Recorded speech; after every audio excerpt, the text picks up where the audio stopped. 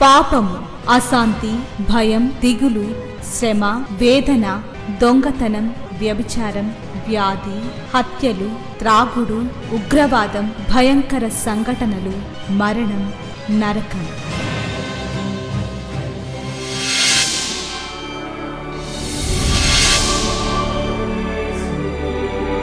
సిలువలోనే పాప క్షమాపణ, పరిశుద్ధ జీవితం, ప్రేమ, వాక్య ధ్యానము, నెమ్మది, సహవాసం, నిత్య జీవం. శాంతి సోపానాలు, ఇవి శాంతి ప్రదాత బోధలు. చీకటిలో ఉన్న ప్రజలకు గొప్ప వెలుగు కలుగుటకు, చీకటిలో ఉన్న ప్రజలకు గొప్ప వెలుగు కలుగుటకు, చీకటి నుండి వెలుగునకు నడిపించే సోపానాలు. శాంతి సోపానాలు కార్యక్రమానికి మిమ్మల్ని ప్రేమతో ఆహ్వానిస్తూ ఉన్నాను. ఈ కార్యక్రమాలు మీ వ్యక్తిగతమైన ఆత్మీయమైన జీవితాన్ని దినదినము దేవునికి సన్నిహితం చేయాలని నా ప్రార్థన. దేవునికి మనం సన్నిహితం అవ్వాలి అంటే ప్రతి విషయంలో, ప్రతి పరిస్థితిలో మనం దేవుని వాక్యాన్ని అనుసరించి బ్రతుకుతున్నామా లేదా అనేది మనల్ని మనం పరీక్షించుకుంటూ ఉండాలి. 2 వారాల నుండి మనం తప్పిపోయిన కుమారుడు అనే అంశాన్ని ధ్యానం చేస్తూ ఉన్నాం.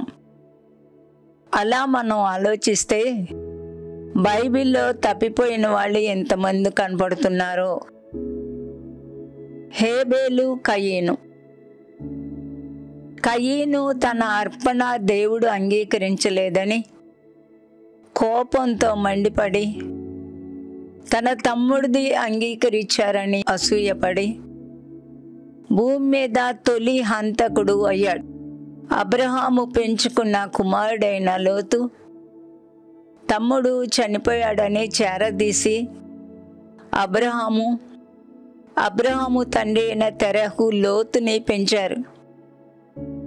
లోతు సొదొమ గొమొరాని ఆశించి తండ్రి వంటి అబ్రహాము యొక్క నీడ నుండి బయటికి వెళ్ళి సొదొమ గొమొరా ప్రజలతో పెద్దరికాన్ని సంపాదించుకోవాలని చూశాడు. ఆ ఉగ్రత, అగ్ని గంధకాలు పైనుండి దిగినప్పుడు అబ్రహాము విజ్ఞాపన బట్టి రక్షించబడిన లోతు కుటుంబం, లోతు భార్య దూతల యొక్క హెచ్చరిక వినందున ఉప్పు స్తంభమైంది. బహుశా లోతు భార్య ఎప్పుడూ కూడా దేవుణ్ణి భయభక్తులు కలిగి ఉండాలని ఆలోచించుకొని ఉండరు. లోతు భ్రష్ట సంతానానికి కారకుడై ఇప్పటికీ కూడా నిందింపబడుతూనే ఉన్నాడు. ఆ కుమార్తెలు కూడా దేవుని భయం లేక భ్రష్టులైపోయారు. ఇలా బైబిల్లో మనకి ఎంతమంది గుర్తొస్తారో తెలుసా? ఎలీషా నయమాను తెచ్చిన ఆ యొక్క బహుమానాలు ఎలీషా అందుకోలేకపోయాడని అర్థం చేసుకున్న గెహాజీ ఆ బహుమానాల కోసం పరిగెత్తి తప్పిపోయి, ప్రవక్త యొక్క సన్నిధి నుండి తప్పిపోయి కుష్ఠరోగి అయ్యాడు.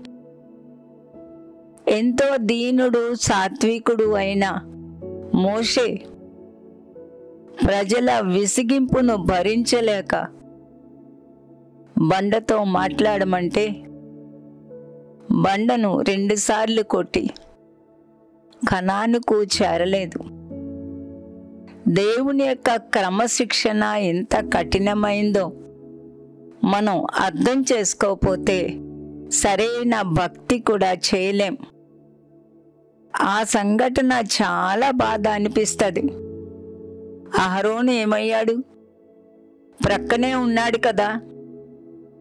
మోషేకు కోపం వచ్చిందని తెలుసు, కానీ ఒక్కసారి కొట్టగానే అహరోను చెయ్యెత్తి మోషేని అడ్డగించి ఉంటే ఎంత బాగుంటుంది అనిపిస్తుంది.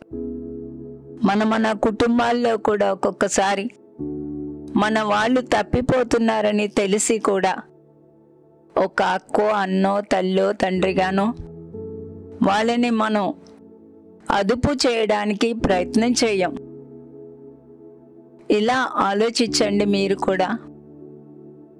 దావీదు ఎంత మహాభక్తుడు, దేవుని యొక్క యుద్ధాలన్నీ చేశాడు. బత్షెబా విషయంలో తప్పిపోయాడు. ఉరియాను హత్య చేసిన వాడయ్యాడు. కానీ అతని పశ్చాత్తాపపు కన్నీరు దేవుని దగ్గర క్షమాపణ తెచ్చింది. కానీ ఫలితం అనుభవించాడు కదూ. 4 కొడుకుల్ని పోగొట్టుకున్నాడు. కుమార్తె తామారు చెరుపబడింది. మత్తయి సువార్తలో యేసు ప్రభు వారి జన్మను గురించి రాస్తూ ఏమని రాశారు? ఉరియాకు భార్యగా ఉన్న బత్షెబా యందు దావీదు సొలొమోనును కనెను. చూసారా? ఇలా ఎంతమంది ఉన్నారో తెలుసా? కోరహు కుమారులకు లేవీలుగా ఉండే మహాభాగ్యం దొరికింది. కానీ ప్రధాన యాజక తత్వంలో ఉండాలి అనే ఉద్దేశంతో మోషే మీద తిరగబడి తనతో సంపాదించుకున్న 250 మందికి మరణానికి హేతువయ్యాడు. ఆ మరణం కూడా మొట్టమొదటి భూకంపం అని చెప్పవచ్చేమో. బిలాము, బారాకు కథలో బిలాము బారాకు ఇచ్చే డబ్బుకు లోబడి ఆశించి దేవుని యొక్క ఉగ్రతకు పాత్రుడైన గాడిద అతన్ని తప్పించింది. కానీ చివరికి ఇశ్రాయేలు చేతిలో చచ్చిపోయాడు. సంసోను స్త్రీలను ఆశించి స్త్రీలను చూసే ఆ కన్నులు పోగొట్టుకొని ఫిలిస్తీయుల చెరసాలలో బందీ అయి తన యొక్క దోషాన్ని బట్టి దేవుడు అతన్ని కనికరించి అతని పశ్చాత్తాపాన్ని చూసి చివరికి ఫిలిస్తీయుల మీద పగ తీర్చుకున్నాడు. కానీ సంసోను 100% భక్తుడు కాలేకపోయాడు. మీరు కూడా ఇలాగా ఆలోచించండి. ఉజ్జియా అనే రాజు దేవుడు సహాయం చేసి అంతకంతకు వృద్ధిలోనికి వచ్చాడు. అతను వృద్ధిలోనికి రావటం అనేకులకు ఆశ్చర్యమైంది, దేశాలకు ఆశ్చర్యమైంది. హృదయాన గర్వించి ధూపార్తిని పట్టుకొని దేవుని సన్నిధికి వెళ్ళి నొసటన కుష్టు తెచ్చుకొని దేవుని యొక్క సన్నిధి నుండి దూరమైపోయాడు, రాజ్యాన్ని కోల్పోయాడు. కాబట్టి చెడ్డ వేరు ఎక్కడైనా పుడతదేమో జాగ్రత్త అని పౌలు గారు 2-3 సార్లు హెచ్చరించినట్లుగా ఎక్కడా కూడా ఏ చెడు తలంపు మనలో పుట్టకుండా, గర్వం అతిశయం పుట్టకుండా జాగ్రత్త పడాలి సుమా. తప్పిపోయిన కుమారుడు ఒక్క చిన్న కుమారుడే కాదు, ఈ రోజుల్లో కూడా ఎంతోమంది దీనంగా సేవ ప్రారంభిస్తారు, చాలా దీనులుగా ఉంటారు. ఇస్కరియోతు యూదా 3.5 సంవత్సరాలు ప్రభు వారితో తిరిగాడు. 12 మంది శిష్యుల్లో ఒకడయ్యాడు. కానీ అతనిలో ఉన్న ధనాశ చావక యేసు ప్రభువారు సిలువకు అప్పగింపబడితే రారాజుగా ప్రకటించుకుంటాడేమో అని ఆశపడ్డాడేమో. తప్పిపోయి ఆయనను అప్పగిచ్చి ఉరి వేసుకొని ఆ ఉరి వేసుకోవడానికి కూడా వాడి చేతులు వణికాయేమో. తల్ల కిందులుగా పడి పేగులు బయటకొచ్చి చచ్చాడు అని రాయబడింది. జాగ్రత్త సుమా. మన మాటలు, తలంపులు, క్రియలు, ఊహలు, ఉద్రేకాలు సమస్త విషయాల్లో కూడా ఎక్కడ తప్పిపోతామో అని మనల్ని మనం జాగ్రత్త పరుచుకోవాలి. ఇకపోతే చాలా చాలా ఆసక్తిగా ఉంటుంది యాకోబు కథ. యాకోబుకు దేవుడు తోడుగా ఉంటారు అంటే మనలో ఇప్పుడు అనుకుంటారే చాలామంది, దేవుడు తోడుగా ఉంటే చాలా సుసంపన్నులం అయిపోతాం అనుకుంటారు. యాకోబు 21 సంవత్సరాలు లాబానుకు ఊడిగం చేశాడు. చివరికి ఏమైంది? అదే ఆశీర్వాదం అనుకున్నాడు. ఎంతో గొప్పవాడిని అయిపోయాను అనుకున్నాడు. దేవుడు ఒకరోజు హెచ్చరించారు, యాకోబు తిరిగి నీ తండ్రి ఇంటికి వెళ్ళు అని ఆర్డర్ వేశారు. యాకోబు తండ్రి ఇంటికి బయలుదేరి సుక్కోతులో ఆగిపోయాడు. స్థలం కన్నాడు, ఇల్లు కట్టాడు. యాకోబు ఎక్కడికి రావాలి? అమ్మెలా ఉందో, నాన్నెలా ఉన్నారో, వృద్ధులైపోయి ఉంటారు కదా అని వడివడిగా తల్లిదండ్రులకు దగ్గరకు చేరి తన ఆస్తినంతా చూపించి అక్కడ ఆనందించాల్సిన యాకోబు సుక్కోతులా ఆగిపోయి ఏం జరిగింది? కూతురు మానభంగం పాలైంది. అన్నీ కూడా కష్టాలే. అంతకుముందు ఏశావు 400 మందితో వస్తున్నాడు అంటే యాకోబుకి అప్పుడు ఆస్తి ఏమీ కూడా పనికిరాదని అర్థమై అందరినీ పంపించేశాడు, అన్నీ పంపించేశాడు. ఒక్కడే మిగిలి దేవునితో పోరాడాడు. యాకోబు ఇశ్రాయేలు అయ్యాడు. అయినా కూడా సుక్కోతులు ఆగిపోయాడు. జీవితంలో మనం చేసే నిర్ణయాలను బట్టి ఎన్ని కోల్పోతున్నామో ఒక్కసారి ఆలోచించండి. తప్పిపోయే వాళ్ళు తాము చేసే పనులు సమర్థించుకుంటూ ఉంటారు. ఎందుకు బైబిల్ చదవలేదు అంటే, అయ్య బాబాయ్ నేను అస్సలు తీరలేదు అనేస్తాం. బైబిల్ చదవకపోవటం ఎంత అపరాధమో ఆలోచించాం. ప్రార్థన చెయ్యకపోవడం, క్రమంగా మందిరాలకు వెళ్ళలేకపోవడం, శుక్రవారం ఉపవాస ప్రార్థనలకు వెళ్ళలేకపోవడం, మిషనరీ పరిచర్య పట్టించుకోకపోవడం, ఇన్ని చేస్తున్నాను కదా అనుకుంటారు. దేవుడు మన దగ్గర ఏమి ఆశిస్తున్నారో జాగ్రత్త సుమండి. ఏలియా తరువాత ఎలీషా ఏలియా అంత ప్రవక్త అయ్యాడు. ఎలీషా తర్వాత గెహాజీ ఎలీషా కన్నా గొప్పవాడవ్వాలి. బైబిల్లో మనం చదివేటప్పుడు ఒక్కొక్క పాఠాన్ని మనం నేర్చుకుంటూ ఉండాలి. ఇప్పుడు మనం మళ్ళా లూకాసు వార్త 15వ అధ్యాయంలో 11 నుండి 32 వరకు ఉన్న 2 కుమారుల సంగతి ఆలోచిద్దాం. ఈ చిన్న కుమారుని గురించి చాలా ఆలోచించాం. ఇప్పుడు పెద్ద కుమారుని గురించి ఆలోచిద్దాం. పెద్ద కుమారుడు మనకెక్కువ కనపడ్డు. తమ్ముడు ఆ వేశ్యలతో తిరిగేటప్పుడో లేకపోతే స్నేహితులతో ఆనందించేటప్పుడో వీడేంట్రా బాబు మన పరువు తీసేస్తున్నాడు నాన్న అని తండ్రి దగ్గర కూర్చొని ముచ్చటించి ఉండుంటాడు. ఒకరోజు తండ్రి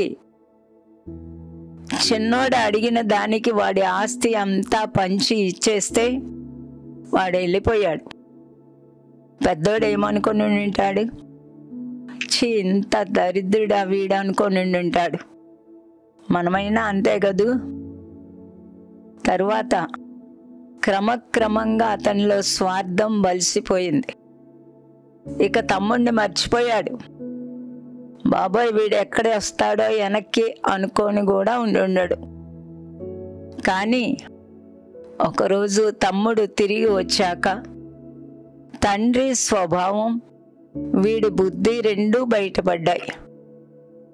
తండ్రి చూడండి, పరిగెత్తాడు. మురికి, కంపు, వాసన, అలసిపోయి ఉన్నాడు, బక్క చిక్కిపోయి ఉంటాడు.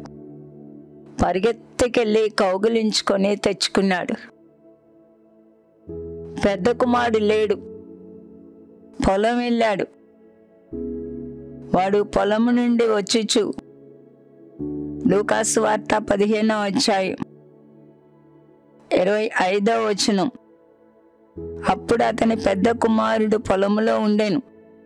వాడు పొలము నుండి వచ్చుచు ఇంటి దగ్గరకు రాగా వాద్యములను నాట్యమును జరుగుట విని దాసులలో ఒకరిని పిలిచి ఇవి ఏమిటని అడుగగా ఆ దాసుడు అతనితో, నీ తమ్ముడు వచ్చి ఉన్నాడు, అతడు తన యొద్దకు సురక్షితముగా వచ్చినందున నీ తండ్రి క్రొవ్విన దూడను వధించెనను. ఇప్పుడు పెద్ద కుమారుడి స్వభావం బయటకు వచ్చింది. అప్పటి వరకు కూడా పెద్ద కుమారుడు చాలా విధేయుడు, తండ్రిని ప్రేమించే బిడ్డలాగా అందరూ అనుకున్నారు. నేను అనుకుంటాను వాళ్ళ నాన్న పెద్ద కుమారుడికి ఎందుకు కబురు పంపలేదో. సరే, పొలం నుండి వస్తాడు కదా సాయంత్రానికి అని మంచి మనసుతో అనుకొని ఉంటాడు. పెద్ద కుమారుడు వచ్చాడు. దూరం నుండి అర్థమైపోతా ఉంది. నాట్యం, వాయిద్యాలు, ఆనందం. ఏమైంది మా నాన్నకి అనుకొని ఉంటాడు. ఇంటికి రాగానే ఒక నౌకర్ని పిలిచి అడిగాడు, ఏంట్రా ఇంత గందరగోళం, ఇంత ఆనందం ఉంది మన ఇంట్లో? ఏం చెప్పాడు? మీ తమ్ముడు వచ్చేసాడండి వెనక్కి అన్నాడు. చూసారా, పెద్ద కుమారుడు అప్పటి వరకు కూడా తండ్రికి విధేయుడు అనిపించుకున్న పెద్ద కుమారుడు, అతని వేషమంతా బయటపడింది, స్వభావం అంతా బయటపడింది. పెద్ద కుమారుడికి ఏమొచ్చేసిందంట? కోపం వచ్చేసింది. వీడెందుకు వచ్చాడు మళ్ళీ వెనక్కి? మా నాన్న మళ్ళీ ఆస్తి ఇచ్చేస్తాడేమో. ఏమీ సంతోషం లేదు, ఏమీ కూడా ఆనందం అనేది లేదు, కోపం. అప్పుడు వాళ్ళ నాన్న వచ్చి లోపలికి రమ్మని బ్రతిమాలి కొనెను. రా నాన్న, తమ్ముడు వచ్చాడు, తమ్ముడు క్షేమంగా సజీవంగా వచ్చాడు, రా బాబు లోపలికి రా నాన్న. కనీసం ఈ పెద్ద కుమారుడు ఇప్పుడు నేను లోపలికి వెళ్ళకపోతే నేను ఎంత చెడ్డోడిని అనుకుంటారు కదా అన్న విచక్షణ కూడా లేదు. చాలా కుటుంబాలు ఇలాగే ఉంటాయి. ఒకే కప్పు కింద ఉంటారు, ఒకరికొకరికి పడదు, ఒకళ్ళంటే ఒకరికి ద్వేషం. ఎన్ని కుటుంబాలు అలా నాశనం అయిపోతా ఉన్నాయో. ఎంత బతిలాడినా సరే అతను లోపలికి వెళ్ళడానికి ఇష్టపడలేదు. పైగా అంటున్నాడు, ఇదిగో ఇన్ని ఏండ్ల నుండి నిన్ను సేవించుచున్నానే, నీ ఆజ్ఞను నేనెన్నడూ మీరలేదే. అయినను నా స్నేహితులతో సంతోషపడినట్లు నీవు నాకెన్నడూ ఒక మేక పిల్లనైనను ఇయ్యలేదు. అయితే నీ ఆస్తిని వేషలతో తినివేసిన ఈ నీ కుమారుడు రాగానే వీని కొరకు క్రొవ్విన దూడను వధించితివి అని చెప్పాను. ఏం కనపడింది ఇతని మాటల్లో? అసూయ, తమ్ముడంటే ద్వేషం. తమ్ముడు తిరిగి వచ్చినందుకు వాళ్ళ తండ్రి అంత హంగామా చేయకూడదు, వచ్చాడు కదా పో లోపలికి అనాలి. నేను కూడా ఈ లోకంలో ఉన్న అనేక మంది తండ్రుల్ని చూశాను. కొంతమంది ఎలా ఉంటారో తెలుసా? దరిద్రుడు ఇలా తయారైపోయాడు, వీడు ఎప్పుడు మారుతాడో అంటారు. వాడి స్నేహాలను బట్టి వాడిని నిందిస్తారు, ప్రార్థన చేయరు, వాళ్ళకే ఎప్పుడో బుద్ధి వస్తుందిలే అని వదిలేస్తారు. రెండో రకమైన తండ్రులు భార్యల్ని తిడతారు. ఇలాంటోడిని కన్నావే అని తిడతారు, వీలైతే కొడతారు. సమాజంలో తలదించుకోవాల్సి వచ్చిందని సమాజాన్ని బట్టి కృంగిపోతూ ఉంటాడు. నా పరువు తీసేశాడని తిట్టుకుంటూ ఉంటారు. కొంతమంది హార్ట్ అటాక్ వచ్చి చచ్చిపోయిన వాళ్ళు కూడా ఉన్నారు. మూడో రకమైన తండ్రులు, వచ్చాడు కొడుకు, ఏం పరిగెత్తలేదు, ఇంటికి వచ్చే వరకు చూస్తూ ఉంటాడు. ఆ గుమ్మంలో చేతులు కట్టుకొని నిలబడతాడు. ఒరేయ్, ఎప్పటికైనా వస్తావని తెలుసురా, బుద్ధి వచ్చిందిరా ఇప్పుడు నీకు, వచ్చావు కదా, పో లోపలికి, ఇక నుంచి అయినా ఒళ్ళు దగ్గర పెట్టుకొని బ్రతుకు, ఇక నుంచి నా పరువు తీ మాకు, వచ్చావులే సంతోషమే, పో లోపల పో అంటాడు. ఇక నాలుగో రకమైన తండ్రి పరలోకపు తండ్రికి సాదృశ్యం. మురికి గుడ్డలతో పాపపు తలంపులతో చెడిపోయి హీనమైన మానవ జాతి కోసం పరిగెత్తుకొని వచ్చారు. ఆయన శిలువలో మరణించారు, ప్రాణాన్ని పెట్టారు. ప్రయాసపడి భారం మోసుకుంటున్న సమస్త జనులారా నా దగ్గరికి రండి అని పిలుస్తూ ఉన్నారు. వచ్చిన వాళ్ళని ఆయన కౌగిలించుకుంటారు, రక్షణ ఇస్తారు, పాపపు శిక్ష తొలగిస్తారు, శాపం నుంచి విడుదల ఇస్తారు, వారసత్వపు ఉంగరం పెడతారు, ఆనందిస్తారు. అందుకే అన్నారు లూకా సువార్త 15వ అధ్యాయంలో 7వ వచనం చివర్లో, మారు మనసు పొందు ఒక్క పాపి విషయమై పరలోకమందు ఎక్కువ సంతోషం. 10వ వచనం చివర్లో, మారు మనసు పొందు ఒక పాపి విషయమై దేవుని దూతల ఎదుట సంతోషము కలుగునని చెప్పుచున్నాను. ఇది దైవ ప్రేమ. ఎప్పుడు కూడా మనల్ని నిందించరు. ఆ మాటకొస్తే ప్రభువారు ఎక్కడా కూడా ఎవరిని నిందించలేదు. ఆయన స్వస్థతలు చేసినప్పుడు కూడా రోజుకొక్కసారైనా సరే నేను ఆలోచించి దేవుణ్ణి స్తుతిస్తాను, ఈ స్వస్థత పొందడానికి వీడు అర్హుడా అనే మాట ఎప్పుడూ ఆయన ప్రశ్నించలేదు. స్వస్థత కోరిన ప్రతి ఒక్కరికి స్వస్థత ఇచ్చారు. ఒకళ్ళిద్దరికి మాత్రం మళ్ళా వెళ్ళి పాపం చెయ్యకు అని హెచ్చరించారు. ఆ యొక్క వ్యభిచారమందు పట్టబడిన స్త్రీ వచ్చినప్పుడు ఎంత భయంకరమైన బూతులు ఆమె విని ఉంటుందో, అమ్మా అని పిలిచారు. ఆయన నోట నుండి వచ్చే ప్రతి మాట ప్రేమతో కూడిన మాట. ఒక పాపి తన దగ్గరకు వచ్చినప్పుడు నువ్వు ఇలాటోడివి అలాటోడివి అనరు. ఆయన ప్రేమ కుమ్మరిస్తారు. ఈ తండ్రి పరిగెత్తుకొని వెళ్ళాడు, కౌగులించుకున్నాడు, తెచ్చాడు. ఇంత కంప్లైంట్ రా బాబు నీ దగ్గర అనలా, ఏమీ నిందించలేదు. ఈ పెద్ద కుమారుడు హృదయం కోపంతో ఊగిపోయింది, అసూయతో బగ్గుమన్నాడు.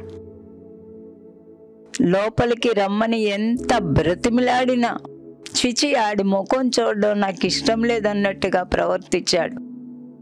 ఇవన్నీ ఆలోచించి నేను అనుకున్నాను ఒకరోజు, ఇంతకీ తప్పిపోయిన కుమారుడు ఎవరు? ఒకడు పాపాన్ని ఆశించి పాపాన్ని ప్రేమించి బయటికి వెళ్ళి తప్పిపోయాడు. ఒకడు తండ్రి ఇంటిలోనే ఉండి తనలో ఉన్న స్వార్థాన్ని జయించలేక వీడు తప్పిపోయిన కుమారుడే. ఎంతమంది క్రైస్తవులు తప్పిపోయిన కుమారుడు, ఈ పెద్ద కుమారుడిలాగా ఉన్నారు. ఈ రోజుల్లో క్రైస్తవ్యం చాలా దారుణంగా ఉంది. ఎక్కడ చూసినా క్రైస్తవులు కొట్టుకోవడం, ఒకరినొకరు నిందించుకోవడం, ఇవన్నీ యూట్యూబ్కి ఎక్కించడం, ఎంత అసహ్యం అయిపోతుందో క్రైస్తవ్యం.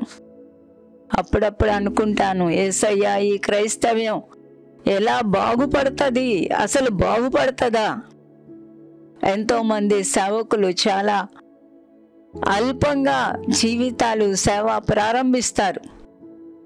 ఒక లెవెల్కి వచ్చి దేవుడు వాళ్ళని వాడుకోవడం గమనించి ధనాశ, గర్వాలు పెరిగిపోతాయి. యేసు ప్రభు సమస్త జనులను నాకు శిష్యులుగా చేయమంటే ఈ భ్రష్టత్వం తలకెక్కిన వాళ్ళకి శిష్యులుగా చేసుకుంటున్నారు. ఈ రోజుల్లో కూడా ఈ అమాయకమైన ప్రజలు యేసు ప్రభువుని కాదు ప్రేమించేది, సేవకుల్ని ప్రేమిస్తారు, సేవకుల వెనుక పడతారు.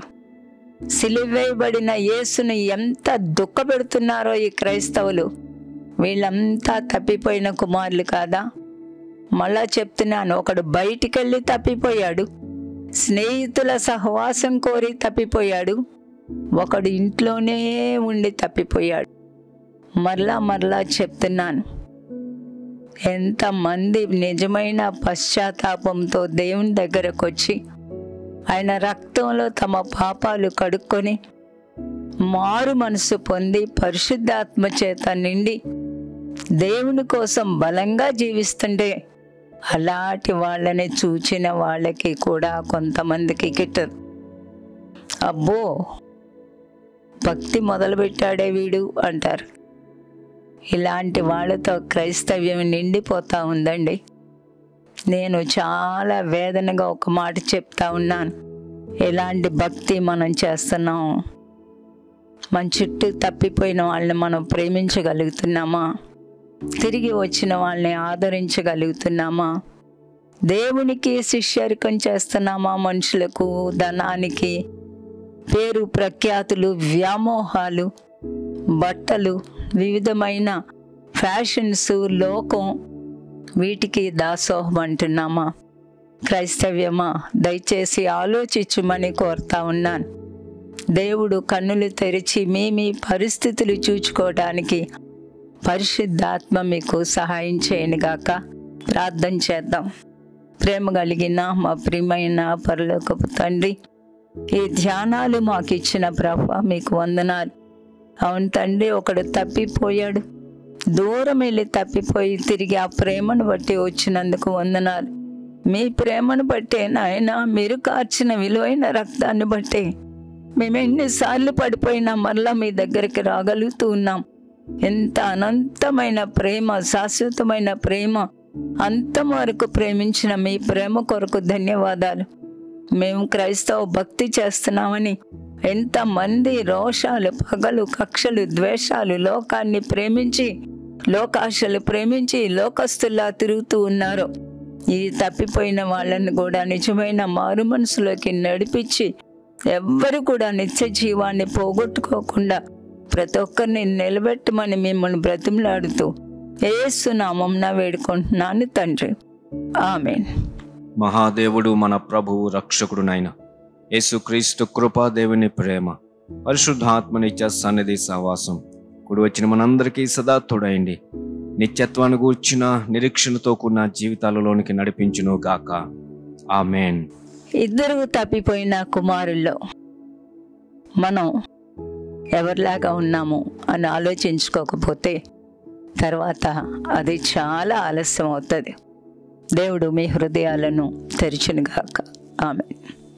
మా address Srimati Joy Sam Benny, Emmanuel church 1-146 S Achyutapuram, Kakinada 4. మా ఫోన్ నంబర్స్ 944-010-9893 మరియు 0884-237-6793. మరలా ఇదే సమయానికి ఇదే ఛానల్లో మనం కలుసుకుందాం. Thank you.